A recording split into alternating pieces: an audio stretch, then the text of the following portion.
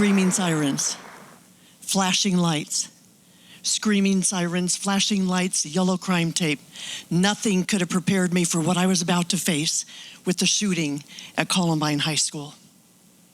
2 years later, 4 suicides, 4 more funerals at the start of that school year. At one table in art class when I was a school counselor at another school, at one table in art class, there were 3 students.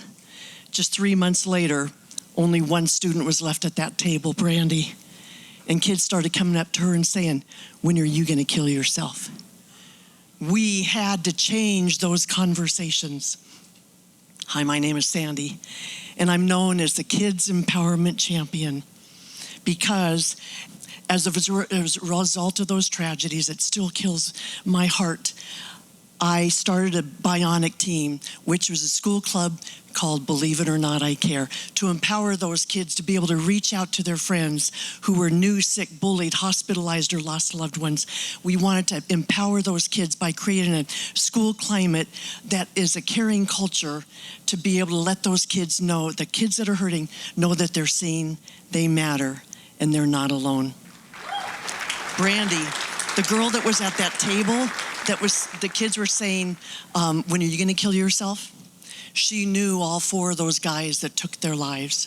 And what happened is after the 4th suicide, she came running to my office that morning and said, "Miss Austin, going home from school last night, I was at a stoplight. And I thought, if I see a semi-truck coming down and coming into the intersection, I'm gonna pull out in front of it and I'll be gone and the pain will be gone."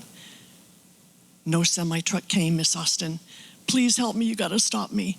Oh, you guys, I talked with Brandy for hours and hours and hours over those next 3 years. Brandy is the reason I started Bionic.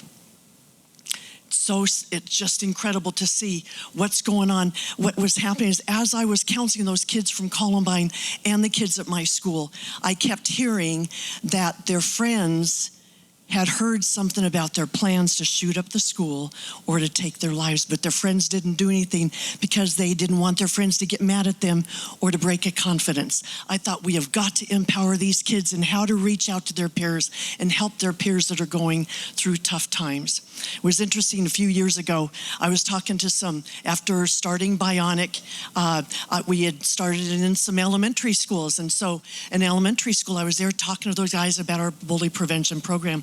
And I said, "You guys, my generation has failed you." I said, bullying was happening when I was in school. When my parents were in school, right then a 3rd grader said, "Miss Austin, maybe our generation can be the generation to stop bullying once and for all." Woo! Oh. What's exciting is these kids, after going through the program, they continue on and they keep it going through their lives. Eva, one of the girls, she came back to see me when she was in college. She said, "Miss Austin, you know what I learned from Bionic? There was a girl on my floor in my dorm at college that lost a loved one." And she said, everyone was avoiding her because they didn't know what to say. And so she said, "I just went and bought a Snickers candy bar and got an index card, wrote a note on it." I went up to her and I said, "You know, I'm sorry to hear I heard you lost a loved one. You don't know me and I don't know you, but I just want to let you know I'm thinking of you." The girl started crying. She said, "Thank you." She said, "I'm from Kansas. You're the first person that's talked to me in a week." She said, "I've been so lonely. I was even starting to think about suicide. Thank you for caring. I know I'm going to be okay now." Bionic is 21 years old now. And what is exciting, Bionic is 21 years old now, and each year we talk to our kids and find out to get a survey. And so 97% of our kids say that Bionic gives them a reason to come to school.